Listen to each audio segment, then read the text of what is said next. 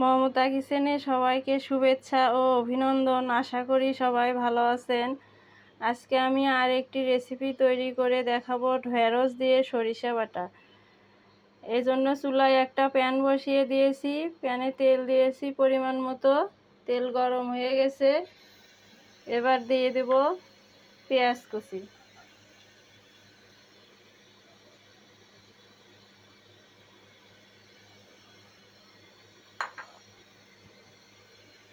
পেঁয়াজগুলো নাড়াচাড়া করে ভেজে নেব।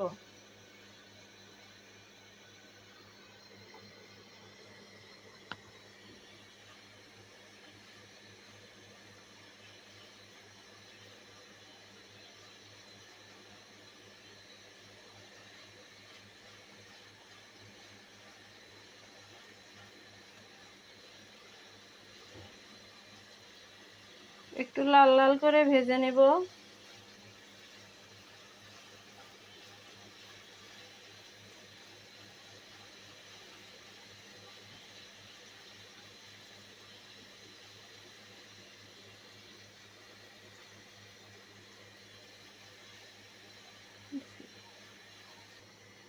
আমার পেঁয়াজ ভেজে নেওয়া হয়ে গেছে। এই পর্যায়ে দিয়ে দেবো 1 চামচ পাঁচফোড়ন। পাঁচফোড়ন দিলে রান্নার স্বাদটা ভালো আসে, একটা সুন্দর ঘ্রাণ হয়।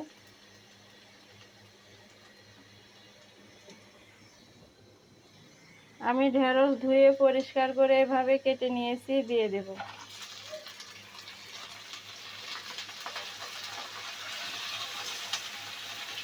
এবার নেড়ে চেড়ে দেব।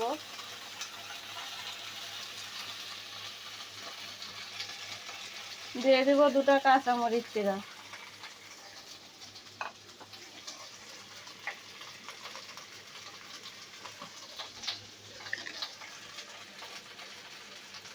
স্বাদ মতো লবণ।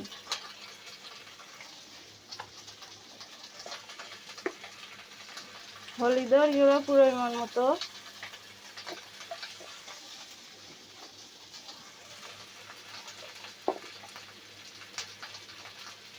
শুকনো মরিচের গুঁড়া পরিমাণ মতো।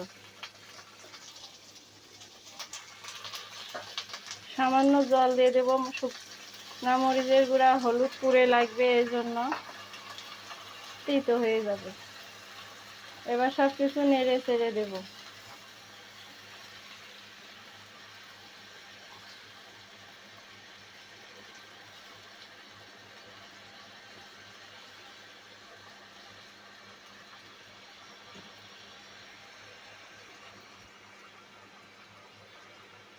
দিয়ে দেব আদা বাটা, জিরা বাটা।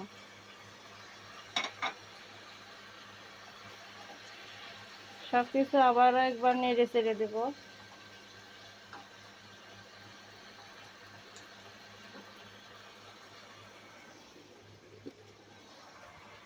ঢাকনা দিয়ে ঢেকে দেব, সিদ্ধ হওয়া পর্যন্ত অপেক্ষা করব। ঢাকনা তুলে দেখে নেব।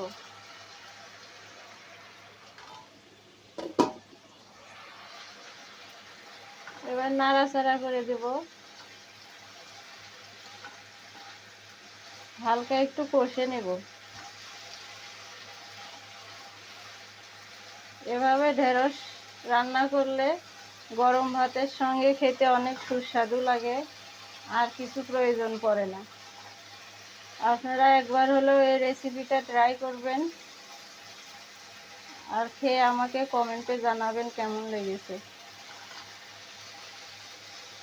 আমার কষে নেওয়া হয়ে গেছে, এবার দিয়ে দেব সরিষা বাটা। আমি এখানে সাদা সরিষা বেটে নিয়েছি, দিয়ে দেব। আপনারা কালো সরিষাও নিতে পারেন, সাদাটা দিলে একটু তিতো কম লাগবে। কারণ সব কিছু নেড়ে চেড়ে দেব।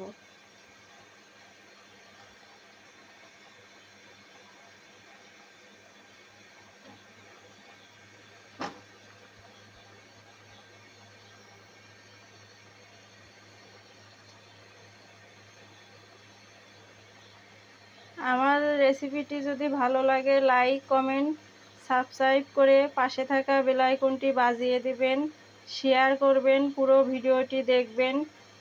সবাই ভালো থাকবেন, সুস্থ থাকবেন। কথা হবে পরবর্তী ভিডিওতে। ধন্যবাদ।